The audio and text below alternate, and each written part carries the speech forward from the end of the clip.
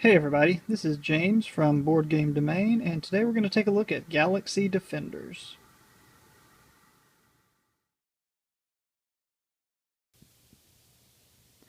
Alright, before we begin, I just wanted to let everybody know that I'm not going to be going over every specific rule for the game. This is going to be more of an overview of how to play the game and what my thoughts are on it. So if you're interested in looking at the specific rules, I will add a link below the video to the PDF of the actual rulebook for Galaxy Defenders. Alright, first thing, let's take a look at some of the components for the game.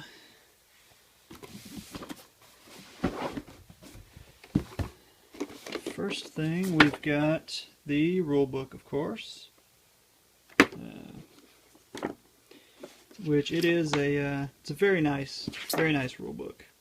Very well laid out, very easy to find, everything you need. It's got a very nice table of contents, which will show you, specifically where everything is. So if you ever have any questions about any of the rules, you can always look them up pretty quickly. Then we have the storybook, which will actually outline all of the different scenarios that you can play in the game. There are 10 different scenarios or missions that you can play in the game, and each one has a specific setup of aliens, close encounters, and events. And this just tells you how to set it up, which boards to use, which tokens to use, so forth and so on. Game does come with several double-sided boards that you will use in setting up these missions. Which ones you use will be outlined in the storybook. The game also comes with some nice quick reference cards, which actually give you information on what all you can do during a turn and how to take different actions. Of course, then we have the agent cards themselves. There are 5 of them. There's the Marine, the Sniper, the Hulk, the Biotech, and the Infiltrator. And we've also got just a couple more tiles here that you can use for rooms, different events that might happen throughout the game. Then you have custom dice, which are very nice dice. Have hit icons and shields, and different things happen obviously when you roll different dice. But the red are generally going to be used for attack, and the blue are generally going to be used for defense. Lots of cards. There's event cards, which you will use to set up the event deck. It's not an event card. You'll set up this.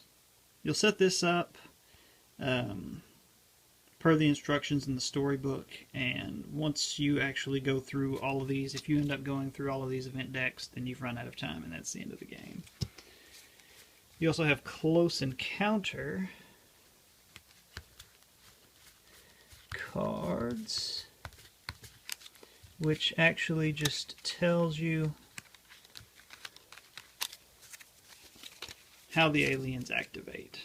So for example, if you drew this one, you would activate all the aliens on the board. If you drew this one, you would activate no aliens. If you drew this one, you would activate all green aliens, so forth and so on.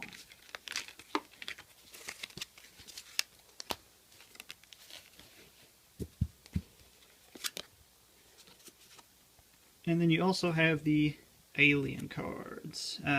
each miniature that we have on the game board will actually be represented by a card that a player controls. And whenever they activate, it gives specific details as to what their action is going to be. So if they are in the same area as a hero or as an agent, they're actually just going to move away 2 areas. If they're 1, they'll attack with a blaster and move 1 away. If they're 2, they'll attack twice with a blaster. And if they're 3, they'll move 1 area towards the closest agent and attack with a blaster. If they're more than that, they'll just move 1 area towards the closest agent and use Regenerate. Every miniature in the game is going to have its own card to correspond with the miniature to let you know how it's activated. And of course, the game comes with lots of miniatures. Now, of course, these miniatures do not come pre-painted. My wife actually paints all of these miniatures. So, but they're very, very good, very high quality, high detail miniatures. Yeah, that one is probably my favorite. I really like that one.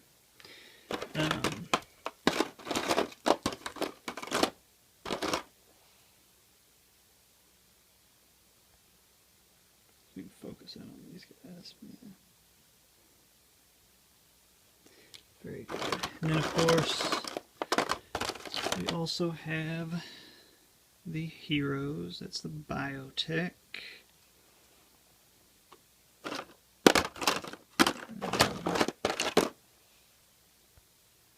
It's the Infiltrator.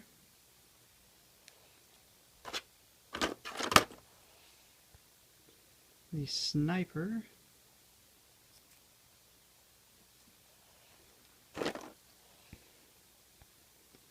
The Marine.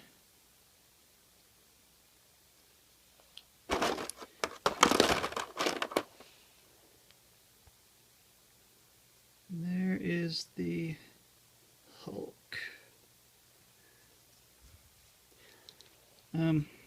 If at all possible, if you can paint them, I think it's worth it. I always prefer to play with painted miniatures, but that is just my humble opinion.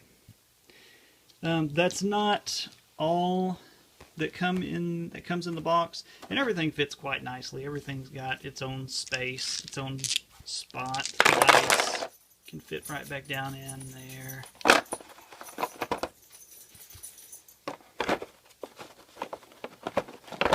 Everything fits very nice, very snug.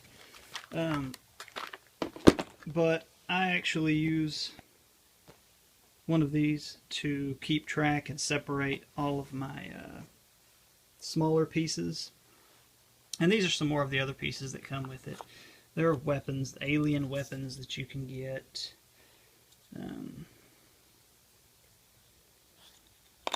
There are devices that you can bring with you into battle. That's more devices. There are additional skills that you can get. Of course, you get health tokens, you get bullet tokens, you get just miscellaneous other tokens that go on the board to represent different things. You get advanced or improved tactics. You have basic tactics, and you'll get these as you level up. It's more weapons. You have improved weapons, and then you have alien weapons that you can get. Power Gauntlet. But that is just a real quick, brief overview of the components. Let's actually take a look at some of the stuff set up now. Okay, here's kind of a just randomly generated map with a couple of agents and some aliens on there. I don't want to actually set up an actual map from the storybook. It's best to actually play through that on your own and experience that on your own. But this will give you just kind of a basic idea of how to play the game. So we're going to say that Agent Mercury is going to be our alpha agent. So whoever gets the alpha agent marker, they go first. And after each round, you can pass that to whoever you want, or that person can keep it, however you would like to do it. So if you look down here, her speed is 5. Now, Agent Mercury is mostly going to be melee, because she has a sword. Now, when she moves 5, she has to move per hex. So, we're going to say that she started there. So she's going to move 1, 2, 3, 4. So she is now adjacent to this spine critter here, which is a green spine critter, which we have here corresponds, this card here corresponds to the green miniature. So what she's going to do is she's going to attack it. So her attack, which is melee, she rolls 4 red dice, and she has to be at 0 distance. And this just means that it doesn't take any ammunition. She'll never run out of ammunition from her sword. And anytime she rolls any lightning bolts, the aliens will roll 1 less defense die. Now this is just a yes or no. Did you roll lightning bolts or did you not roll lightning bolts? If you roll 6 lightning bolts, it's still only -1 defense dice. So we will take our 4 dice and we will roll them out. So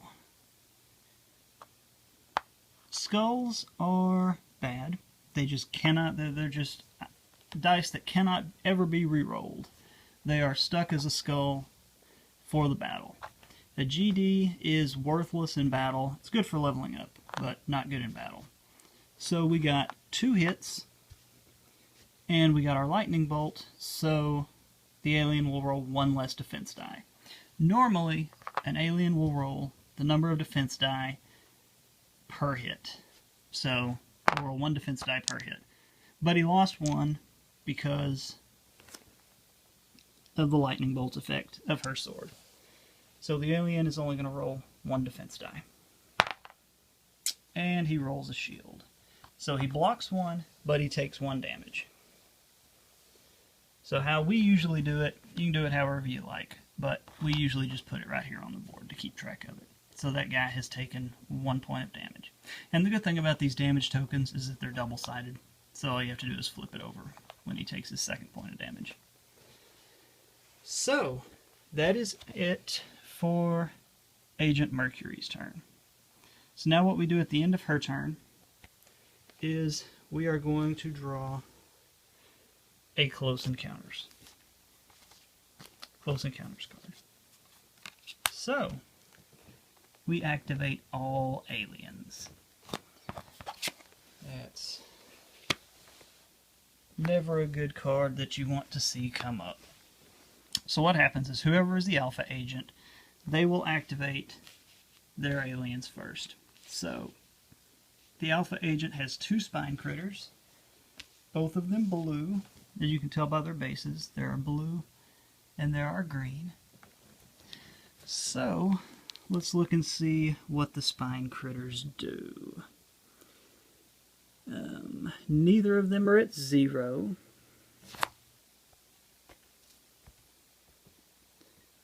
One of them is at 1, so heroes move by hexes, aliens move by areas. This whole thing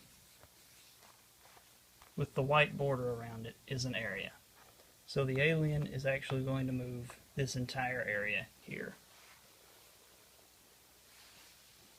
And he is going to attack with jaws. So if we look down here, his jaws are 3 red dice, and if he rolls a lightning bolt, you get +1 hit.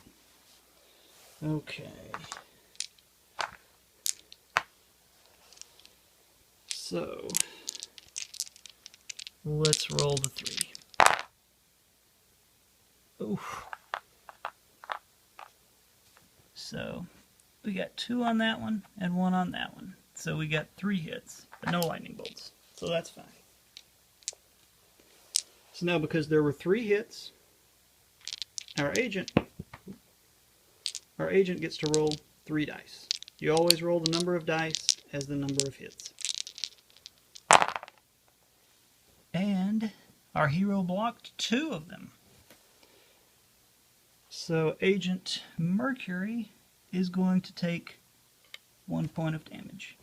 And she has a max health of 7. Okay. And now we need to activate the other blue spine critter, which is 3 areas away. So if it's more than 1 area away, it's just going to move up to 2 areas towards the most wounded agent. Now, Agent Mercury is the only one who has taken any wounds. So what that means is that he is going to move 1, 2 areas towards the most wounded agent.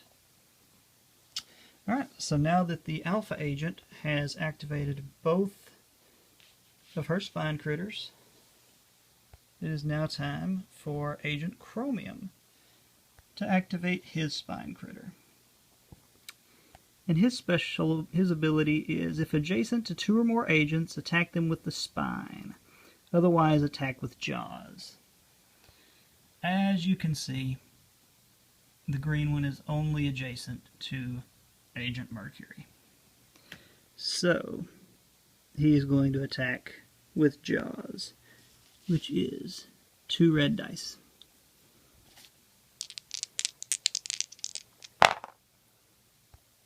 And we get a GD and a hit and a lightning bolt. So let's see. And lightning bolts will add a hit. So that's going to be 2 hits. So we roll 2 dice. Ugh. Nothing. No shields at all. So that's 2 more damage. So we'll replace this 1 with a 3. So Agent Mercury, already in the very first turn, is almost halfway dead.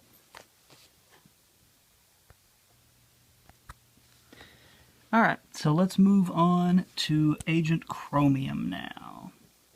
Now, Agent Chromium actually has a ranged weapon, a GD-4A1 rifle, so he can fire up to 3 areas away.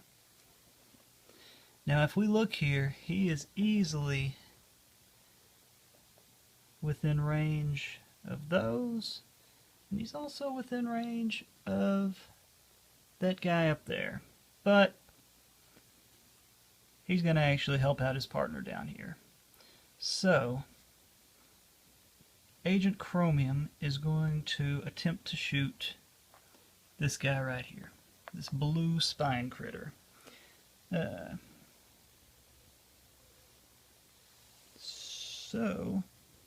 Yep, there we go. So as you see, he can roll 3 red dice. He actually has 4 ammunition. If you ever roll this bullet symbol on the dice, that means that you lose 1 ammo. If you run out of ammo for your gun, it's done. You cannot use it anymore. You do, however, have a sidearm, but it is significantly less effective than your main weapon. So, you definitely want to be careful and not run out of ammo on your main weapon. So, what we're going to do is we're going to roll the 3 red dice. And let's see. Alright, so we got 1, 2, 3 hits, potentially. Let's see what the lightning bolt does. The lightning bolt is -1 defense dice. Okay, so we know that the spine critter is at least going to take 1 point of damage. So what we're going to do is roll 2 defense dice. Alright, and he got 1 shield and 1 skull. So 1 shield and 1 skull versus 3 hits. So he takes 2 points of damage. Okay, so now that Agent Chromium has gone, we will move on to the close encounter phase. So we draw the new close encounter card, and it is Troop Assault. Activate all green aliens.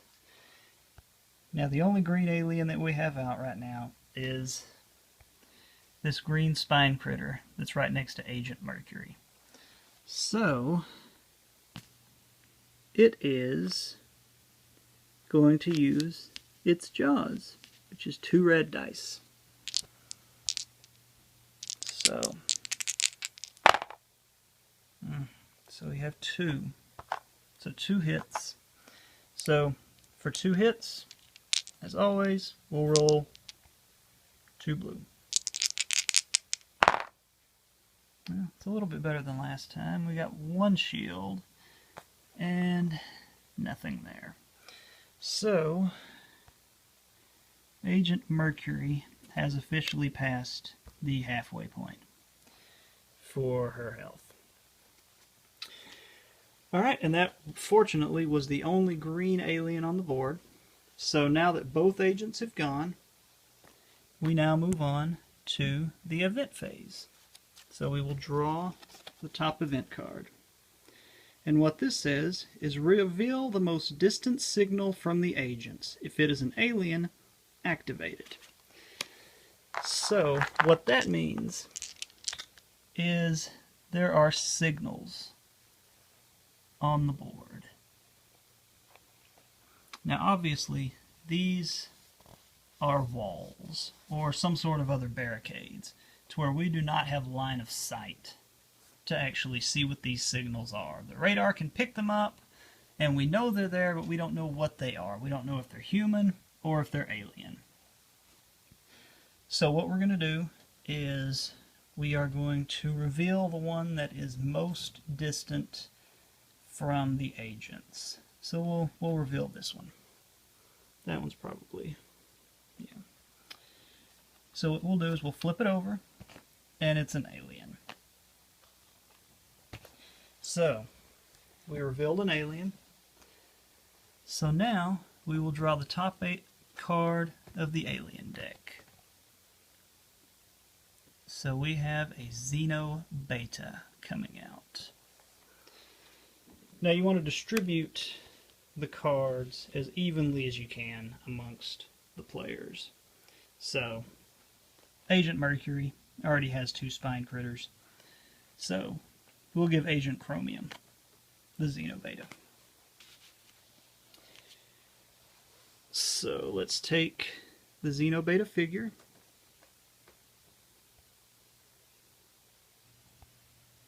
If I can focus in on it. And we will replace this with the Xeno Beta figure. If it's an alien, we have to activate it. So let's take a look. It's pretty far away. It's it's more than 3 away. So it's just going to move 1 area towards the closest agent and use Regenerate. And Regenerate obviously heals 1 point of health.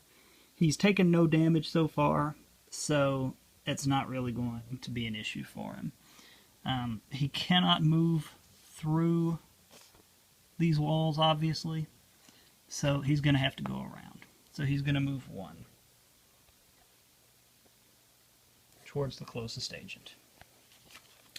So let's see what else happens in the event. All signals move 1 area towards the closest agent. So these 3 remaining signals are going to move 1 area towards the closest agent.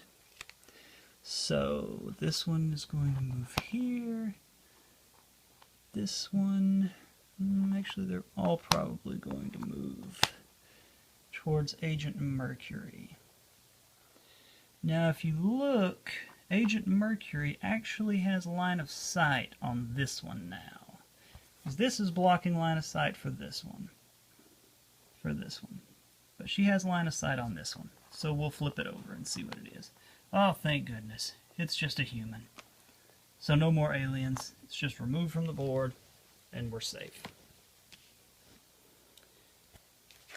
And the final part is the teleport. We have 2 agents. So that means that we're going to teleport in 1 signal. So that's not too bad. Here, here, and here are our teleport points. We will take a blue die, and we will roll it. So we rolled a shield. So we are going to have a signal teleport in there. And that is the end of the first round. At the beginning of the next round, you can take the GD marker and keep it there. You can give it to Agent Chromium, and he will go first.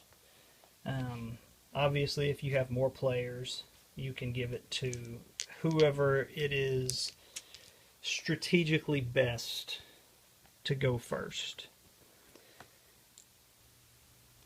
Okay, so here are my overall thoughts on this game.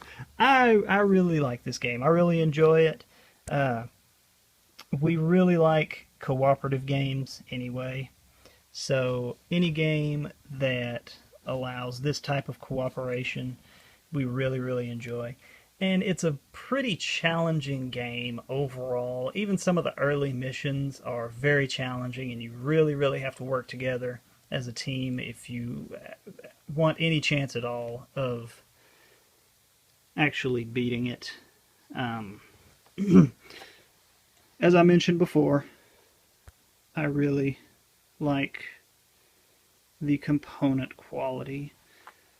All of the components are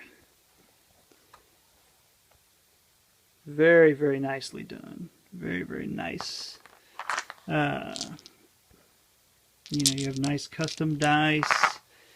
You have you can, when you level up, you get to be an elite Agent Chromium Marine. But everything is really tough. Cardboard. Boards are really nice and tough. The cards are really good quality. Overall, the component quality is very well done. Very well done.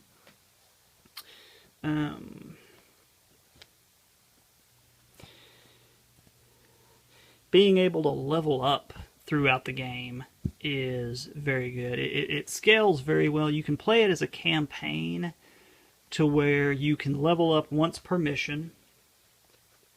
And when you level up, you can get improved tactics, if you like. You can get improved tactics, and they just go right there on your board. So you can get +2 defense dice. But once you use it that mission, you flip it over, and it's done for that mission. But you'll get to keep it for next mission. Same with weapons. You can get better weapons than what you have. See, this is 4 dice, and that's 3 dice. So you just cover that up, and you have a better weapon. You can also get devices that you can take with you. You can carry a med kit in with you. And you just add that to it. And then whenever you use the med kit, you obviously just take it away and it's removed from the game. But you can add that. That said, if you're playing the campaign, you can do that once per mission. If you're just playing a mission by itself, you can do that as many times as you like. It's got a very good sci-fi theme to it as well. If you've ever played XCOM, I know a lot of people have compared this game to XCOM, just in the theme and the level progression, and you can actually get like alien tech to level your guys up even more and get better weapons. So it's very similar to that. If anyone's ever played the Dungeons and Dragons board games, Castle Ravenloft or Wrath of Ashardalon, this game is very similar to that in the respect of how the aliens activate. But if you like the sci-fi theme, that's definitely a plus. I enjoy the sci-fi theme. Really, the only negatives that I can think to say about this game are that it does take a little while to set up, especially some of the bigger maps. It can take you upwards of almost 10 minutes to set up the map. If that's not a big deal for you, then that's fine. You're not gonna be worried about that. If you're someone who wants to just pull the box out and get to playing immediately, it's not going to happen with this game. You need a little bit of setup time. Like I said, especially some of the bigger maps.